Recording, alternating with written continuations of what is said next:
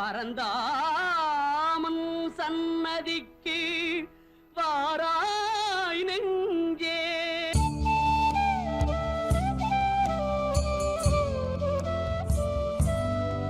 என்னை ஆட்கொண்டு வழி நடத்துவேன் சச்சிதானந்த சத்குருமூர்த்தியின் திருப்பாதங்கள் கோடி கோடி நமஸ்காரம். அன்பான பக்தர்களே, அகர முதலெழுத்தெல்லாம் ஆதி பகவான் முதற்கே உலகு என்று சொல்கிறார். அகர முதலெழுத்து, அதாவது உலகத்தில் இருக்க எல்லா அண்டத்தில் இருக்க எல்லா பொருட்கள்லையும் ஒரு சக்தி இருக்கு. அதுதான் ஆதிசக்தி. அப்போ அந்த ஆதிசக்தி பாருங்கள் எல்லாருக்குள்ளேயும் இருக்கும். ஒவ்வொரு ஆளுக்குள்ளேயும் பாருங்கள் தாங்க வாழக்கூடிய தன்மையை கொடுத்து. ஆனால் மனித பிறவி, அரிய பிறவி மனிதனுக்கு மட்டும்தான் அந்த சக்தியோட தொடர்பு கொண்டு அந்த ஞானத்தை பெற்று வாழக்கூடிய ஒரு பெரிய ஒரு வழி மனிதனுக்கு மட்டும்தான் கிடைத்திருக்கு. என்னென்னு சொன்னால், அந்த காலத்துல எல்லாம் ஒரு குருவை தேடி காடு மலைகள்லாம் அலைஞ்சார்கள் ஞானிகள், சித்தர்கள், யோகிகள் எல்லாம். அப்போ ராமர் முதல் கிருஷ்ண பரமாத்மா முதல் எல்லோரும் பாருங்கள் ஒரு குரு வேணும். உலகத்தில் நாங்கள் வாழ்வதற்கு மனித பிறவி எடுத்த இந்த அரிய பிறவி எடுத்த இந்த அறிவை பெறுவதற்கு அறிவான பிறவி, அரிய பிறவி, அறிவான பிறவி. இந்த பிறவி எடுத்த நோக்கம் என்னென்னு சொன்னால், எங்களுக்குள்ள பேரறிவு வாய்ந்த ஒரு பெரிய ஒரு மனிதன். அந்த மனிதன் பாருங்கள் இறைவனோட தொடர்பு கொண்டு இறைவன் தான் மனிதன் என்ற மனு ஈசன் என்ற நிலையை கண்டறியக்கூடிய தன்மையை பெற்றவர்கள் அந்த யோகிகள், ஞானிகள், சித்தர்கள். அப்படிப்பட்ட மகான்கள் பாருங்கள் ராமர் கிருஷ்ண பரமாத்மா உலகத்துக்கு வந்த எல்லா பாருங்கள் ஞானிகளும் பாருங்கள் அந்த ஞானத்தை என்னன்னா ஒரு குருவை தேடினார்கள். அந்த குருவை தேடி பாருங்கள் அவங்களுடைய இதுக்கு அதாவது அவருடைய தர்மத்துக்கு நல்ல சிந்தனைக்கு ஏற்ற மாதிரி அதுக்குரிய ஒரு குரு கிடச்சி அவர்களை அந்த குரு என்ன செய்யணும் உள்ளுக்குள்ளே, அதாவது ஒரு உதாரணத்துக்கு ஒரு அரிக்கெல்லாம் எடுத்து வந்தால் அந்த அரிக்கெல்லாம்பு பாருங்கள் உடைஞ்சிரும். அதே மாதிரி இந்த உடம்பு பாருங்கள் இந்த உலகத்தில் என்ன இந்த இதுகளெல்லாம் உண்டாக்கப்பட்ட பொருள்கள், அதாவது இங்கே உலக பொருட்களால், அதாவது சாப்பாடு மூலமும் தண்ணீர் சகல எல்லாத்து மூலம் உருவாக்கப்பட்ட இந்த உடலுக்குள்ளே தான் ஆதிசக்தி இருக்கு.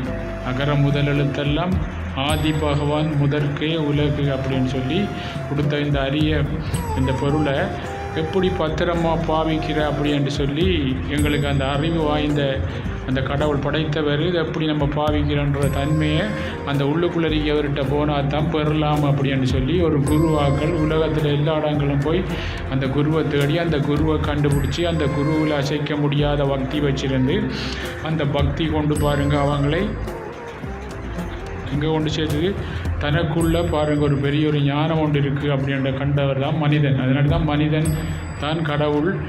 தன்னை அறிந்தவனுக்கு தரணியில் இது கேடு அப்படின்னு சொல்லுவார். அப்போ தன்னை அறிஞர்னா தனக்குள்ள இருக்க ஆன்மாவை அறிந்தவர்களுக்கு தரணியில் ஒரு கேடும் இல்லை. ஏன்னா தரணியில் என்ன நடக்க போகுது, என்ன இது வரும், என்ன மாற்றம் வரும், என்ன வரும், இந்த உடலுக்கு என்ன மாற்றம் வரும், உள்ளத்துக்கு என்ன, எல்லாத்துலேயும் உலகத்தில் என்ன வரும்னு சொல்லி கண்டுபிடிக்கக்கூடிய அந்த ஞானம் உனக்குள்ளதாண்டா இருக்குது அப்படின்னு சொல்லி காட்டினவர்கள் குருமார்கள். அப்போ இந்த குருவை தேடி நம்மளோட தகுந்த, அதாவது நம்மளோட தர்மத்துக்கு ஏற்ற மாதிரி நமக்கு ஒரு சரியான குரு கிடைச்சியண்டா அந்த சரியான இடத்தை காட்டுவார். குருமாரில் பல குருமார்கள் காட்டினோடனே அவர்கிட்ட நாங்கள் போகும்போது பாருங்கள் எங்களுக்குள்ள ஒரு அமைதி ஏற்படும்.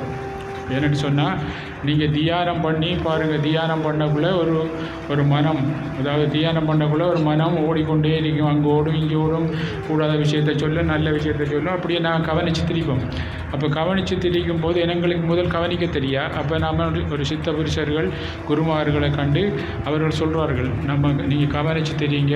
அப்படி கவனித்து தெரிக்கும் போது உங்களுக்குள்ளே பாருங்கள் அந்த கவனிப்பு தன்மை வரும்போது இந்த ஓட்டம் பாருங்கள் அப்படியே அவரை கவனிக்கலை, ஒன்றுமே செய்யலை, வரவேற்பு இல்லை, ஒன்றும் இல்லைன்றால் உடனே அமைதியாகிடுவார். திடீரென அமைதியாகணுன்னு அமைதித்தன்மை வரும். அந்த அமைதிக்கு பிறகு தான் ஒரு ஆள் பேசுவார், அவர் தான் கடவுள் அப்படின்ட்டு காட்டி கொடுத்தார்கள், தொட்டு காட்டினார்கள். அப்போ அந்த அமைதி ஏற்படும். அந்த அமைதி ஏற்படும் போது அந்த அமைதியில் தான் கடவுள் இருக்கார் அப்படின்னு சொல்லி சித்த புருஷர்கள் காட்டினார்கள்.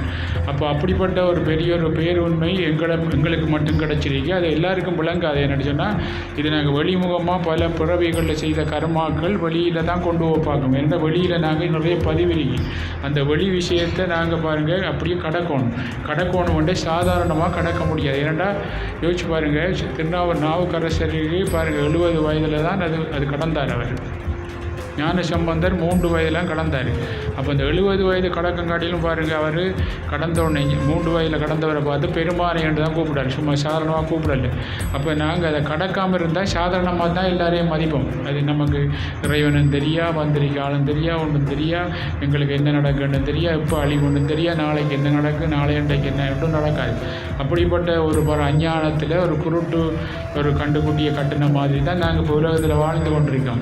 அப்போ அதிலிருந்து மெஞ்ஞானத்தை காட்ட, வெளிச்ச காட்டக்கூடிய மெய் அந்த கண், 3வது கண்ணுன்னு சொல்லுவார்கள், சிவகன் கூடிய அந்த கண் திறந்த உடனே பாருங்கள், அந்த கண்ணில் திறந்த உடனே அவர் சிவன் ஆகிறார். அதான் ஈசனாம் ஞானி இருக்குமுடந்தனில் இருப்பதே முக்தி. அப்போ இந்த ஞானி தான் ஈசன் என்று இப்போ தெரியுது நம்மளுக்கு. நல்ல அந்த கண் திறந்த உடனே அந்த ஞானிகிட்ட பாருங்கள் எல்லாரும் போகிற உடனே பாருங்கள் எங்களுக்கு ஒரு அமைதி ஏற்படுது.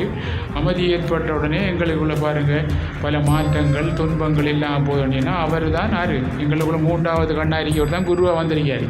அதனால தான் அவர் 3வது கண்ணோட நம்ம தொடர்பு கொள்ளக்குள்ளேயும் பாருங்கள் இந்த அமைதி ஏற்பட்டு நம்ம தியானம் பண்ணி போகக்குள்ள 3வது கண்ணோடு நாங்கள் தொடர்பு கொள்ளும் போது அங்கே தொடர்பு கொள்ள ஒரு அமைதி ஏற்படுது. அப்போ நம்ம ஒரு குருவிட்ட போகக்குள்ளேயும் ஒரு அமைதி ஏற்படுது.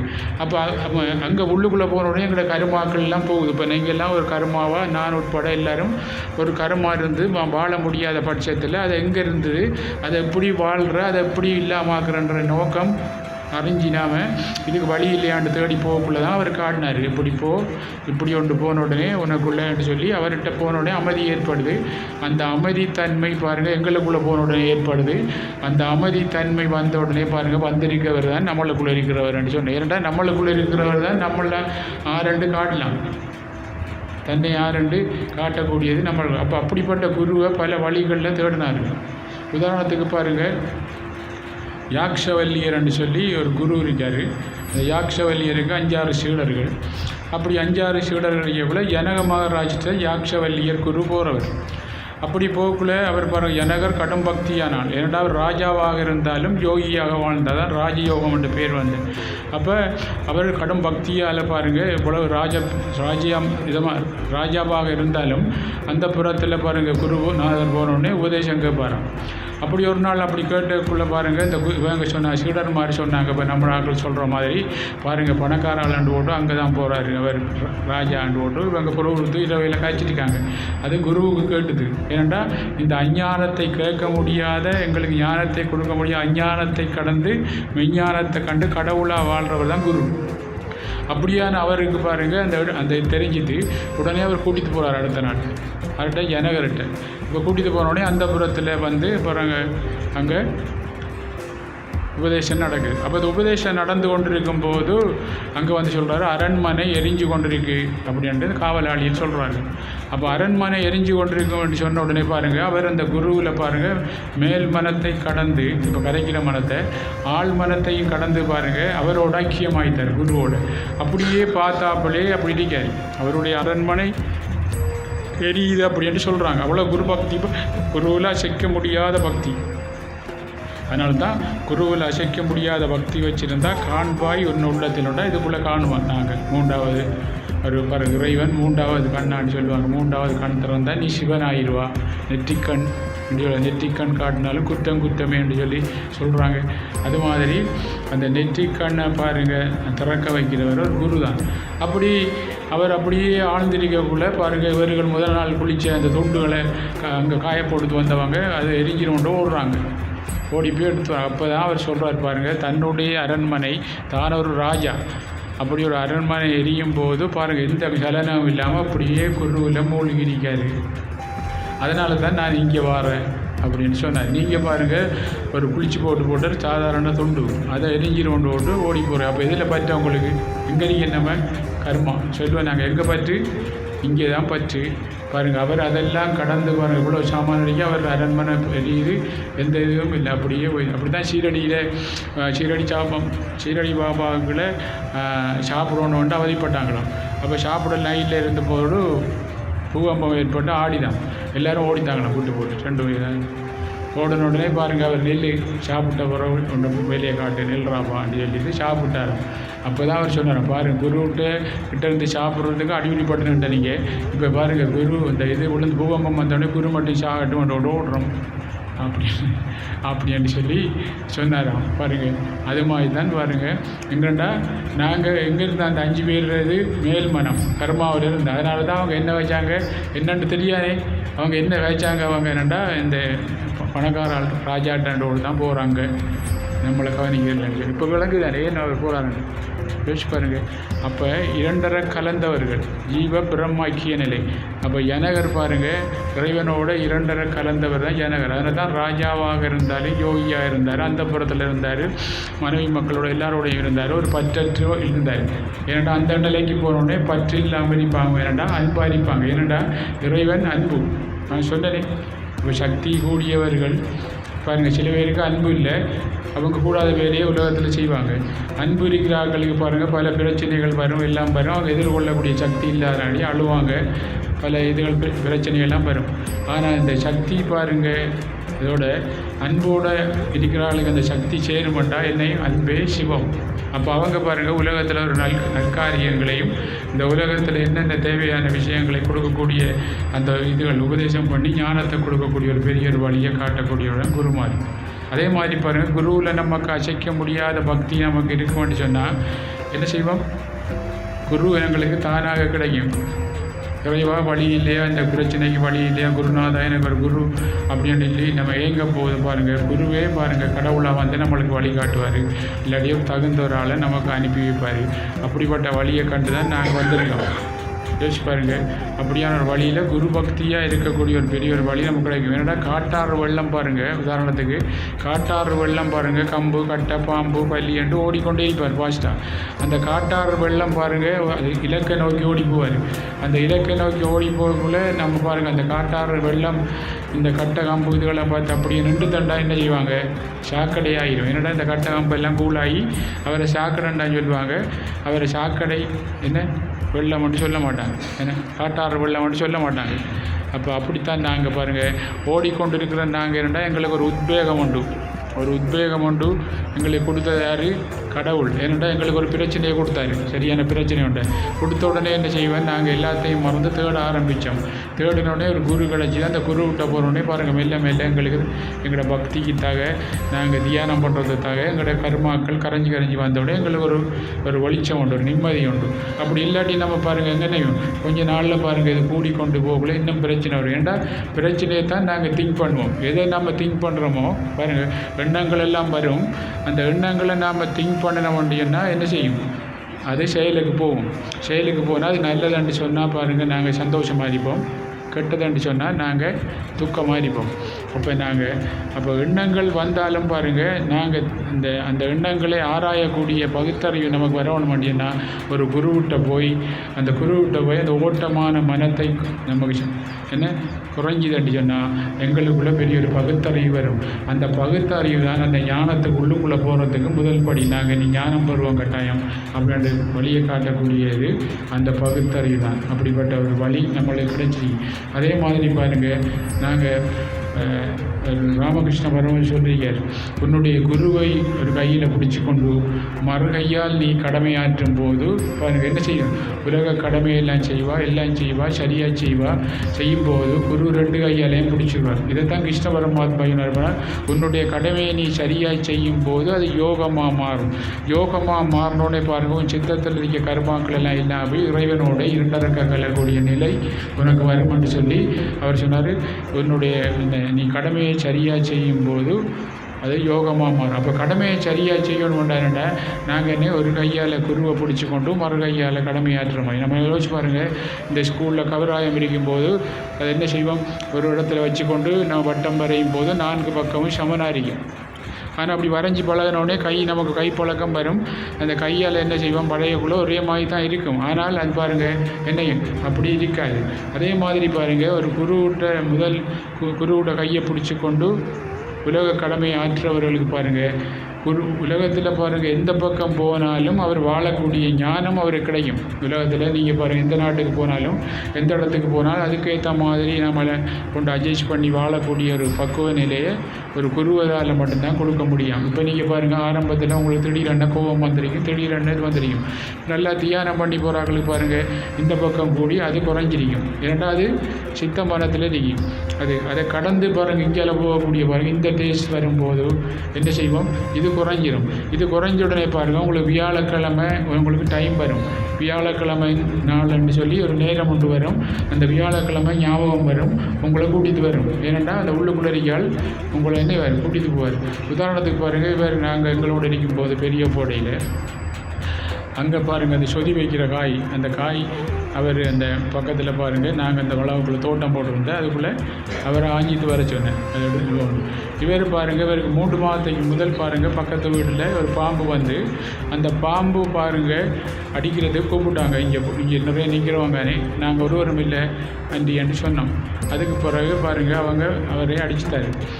அப்போ அது 3 மாதத்துக்கு முதல். அதை நான் ஒரு நாள் வந்தப்போ இவர்கிட்ட சொன்னேன்னா இப்படி நடந்ததுண்டு. அந்த இதை எடுக்க போக்குள்ளே பாருங்கள் அந்த இதுக்குள்ளே இவர் போன உடனே அந்த 3 மாதத்துக்கு முதல் கதைச்சதை அப்படியே ஞாபகம் வந்திருக்கீங்க. 3 மாதம் ஞாபகம் வந்தவுடனே அவர் கை வைக்காமல் கம்பால் பார்த்துருக்காரு, கண்ணாடி போடையும் படுக்குது அவ்வளோ வச்சு பாருங்கள். இல்லாட்டி என்னையும் கடிச்சிருக்கீங்க. அப்போ இந்த பக்கம் வந்திருந்தால் நாங்கள் இந்த மனம் என்ன சித்த மரத்து பக்கம் இருந்திருந்தால் என்ன செய்ய முடியும்னா எங்களை சொல்கிறதுக்கு ஆள் இல்லை. எங்களுக்கு மனச்சாட்சி சொல்லிடுவாங்க, உள்ளுக்குள்ள சொல்கிறதுக்கு ஆள் இல்லை. உடனே பாருங்க அந்த எடுத்தாரு எப்படி சொன்னார், பழைய விஷயத்தை பாம்பு எடுத்து தந்தவுடனே பயத்தில் போகுமா, பழைய பாம்பு இதெல்லாம் எடுத்து கொடுத்தாரு. உடனே பாருங்கள் அவர் உடனே கை வைக்கலை, அவர் காப்பாற்றப்படுத்தார். யார் காப்பாற்றினவர், யார் காப்பாற்றின, இறைவன் என்று சொல்கிறது தான். இறைவன் காப்பாற்றினார்ன்னு சொல்கிறது இதுதான் உண்மை. அப்படி வரக்குள்ளே பாருங்கள் உடனே என்ன நோய் வந்தாலும் பாருங்கள், நான் கொழும்பில் சரியான நோயாக இருந்தேன். என்ன பாருங்கள் உள்ளுக்குள்ளே என் குருநாதர் பாருங்கள் அப்படியே டக்குன்னு எழுப்பி எடுத்தார். வச்சு பாருங்கள் ஒரு கரமாக இருந்துருக்கு. அப்போ என்ன செய்த அது பாருங்கள் எல்லா இடமும் பாருங்கள் சுவர் இல்லாமல் இருந்தேன். அப்படி இருந்தது பாருங்கள் திடீரென்னு எழுப்பி எடுத்தார். என்னென்னு சொன்னால் என்ன பயப்படாமல் நம்ம பாருங்கள் அந்த பக்கம் இருக்கும்போது அவர் தான் இந்த உடம்பை இயக்குறாரு. சகலை அகர முதலெழுத்தெல்லாம் ஆதி பகவான் முதற்கே உலகண்டினா அவர் தான் இந்த உலகத்தில் எல்லாத்தையும் இயக்குறாரு. அப்போ அவரை நம்ம சார்ந்து இருக்கும்போது என்ன வேணும், புல்லா நீதானம்னு சார்ந்து அந்த ஞானத்தோடு இருக்கும்போது பாருங்கள் அவர் என்ன செய்வார், இந்த நோயை இல்லாமாக்கி என்ன கர்மா எங்கேயோ பழைய கர்மா ஒன்று இருந்திருக்கு. அது பிறகு என்ன பழங்காலத்தில் வந்த உடனே சிக்கல் வருமானு சொல்லி இப்போயே அதை இல்லாமாக்கி பாருங்கள் ஒரு தெளிவு உண்டாக்குறாரு. ஒரு தெளிவு ஒன்று உண்டாகி காட்டுறாரு பாருங்கள். இது மேலே முதல் இருந்திருந்தால் இவ்வளோ சிக்கல் வரும், இப்படியெல்லாம் இருந்தால் இவ்வளோ எல்லாம் பிரச்சனை வாரத்துக்கு இருக்கு எல்லாம் இருக்கு, அதெல்லாம் இப்போ தீர்க்கிறதுக்காக தான் இப்படி தந்திருக்குன்னு சொல்லி தெளிவை உண்டாக்குறாரு. இல்லாட்டி நாம் பாருங்கள் சலனப்பட்டிருப்போம். அப்படி தெளிவு ஒன்றை உண்டாக்கக்கூடியது தான் கடவுள்.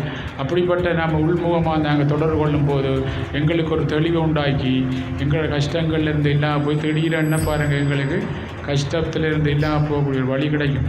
இந்த இவர் பாருங்கள் இந்த முன்னுக்கு கமராவுக்கு பக்கத்தில் இருக்கிற அவரே என்னோட போக்குள்ள கொழும்பு போக்குள்ளெல்லாம் சொல்லி போட்டு தான் போவார். அப்படி சொல்லி போட்டு போக்குள்ள ஒரு நாள் அப்படி சொல்லிட்டு போனவர் அப்படி திடீரென பாருங்கள் ஒரு கொழும்பில் அவர் போய்த்தார். இடையில் ஒரு இடத்த ஆக்சிடென்ட் பண்ணி ஃபுல்லாக பெரிய வாகனங்கள் 3 வாகனம் நடுவில் இவங்க கத்திட்டு அப்படியே கண்ணை முடித்தாங்க, என்னை அடிபட போகுது. அப்படி செய்த உடனே பாருங்கள் நான் அப்படியே காய்ச்சித்திருந்தேன் ஆக்களோட இங்கே ஒரு 10-12 மணி அளவில் பெரிய போடையில்.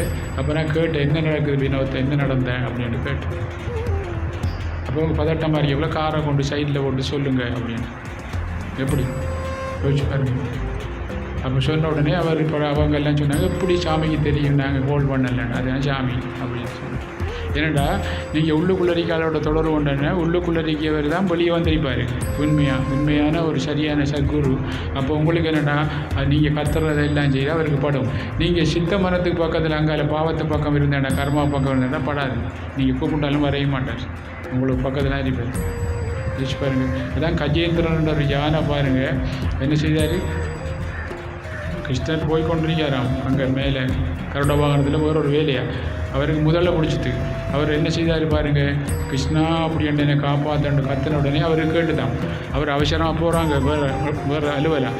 உடனே பாருங்கள் வர திரும்பினாராம். அந்த பின்னுக்கு இருக்க லக்ஷ்மி கேட்டவாம் நாங்கள் அங்கே போகணும், இல்லை இப்போ நம்மளோட பக்தன் கூப்பிட்றாரு. உடனே போய் அந்த யானை பிடிச்சிருந்த எடுத்து விட்டாராம். அதுதான் கடவுள். அவரை தான் நம்ம பண்ணுறோம் தியானம் பண்ணுறோம்டா. அவர் பாருங்கள் உள்ளுக்குள்ளே உள்முகமாக நீங்கள் ஒடிச்சாமல் எழும்புறதுக்கு வெளி மனம் எல்லா மனம் சொல்லும். இப்போ நோய் வந்து அப்படி இப்படி வந்தால் நம்ம எழும்ப விடலாம். நீங்கள் நோய் இல்லாமல் இருக்கக்குள்ள கட்டாயம் எழும்புங்கள். ஏன்னா உங்களுக்கு தான் நல்லம். வருங்காலம் பாருங்கள் பெரிய ஒரு விபத்து பெரிய ஒரு ஆபத்து உலகத்தில் வாரத்துக்கு இருக்கீங்க பஞ்சங்கள் அது அதான் அந்த அறிகுறி எல்லாமே இருக்குது. அப்போ வாழ்க்கையில் ஒரு பெரிய ஒரு விஷயம் நடக்க போகிறத வருங்காலத்தை சொல்லக்கூடிய நிகழ்காலம் கடந்த காலத்தை சொல்லக்கூடிய ஒரு உள்ளுக்குள்ள இருக்கிற ஒரு ஆள் தான். அவரோட நம்ம தொடர்பு கொண்டு அவர் பேசுவார். நான் சொன்ன அமைதியாக இருந்து அவர் சொல்லுவார். எல்லாம் வழிகாட்டக்கூடிய வழி இப்போ நடந்து கொண்டிருக்கு. அதனால் எல்லாருக்கும் என் குருநாதர் ஆசீர்வாதம். நீங்கள் எல்லாம் நல்லா இருப்பீங்க. சந்தோஷம். கருவில் இருந்த சுவாசத்தின் அளவை மறந்தாயதனால்தான் நோய் வருதே. இடகளை திங்களை சுழுமோனி ரகசியம் அடி முதல் முடிவரை வாசியின் அற்புதம் மனமது மோனத்தில் நிலை தரும் பரசுகம் மனிதனை கடவுளாய் மாற்றிடும் பெரும் தவம் வாழும்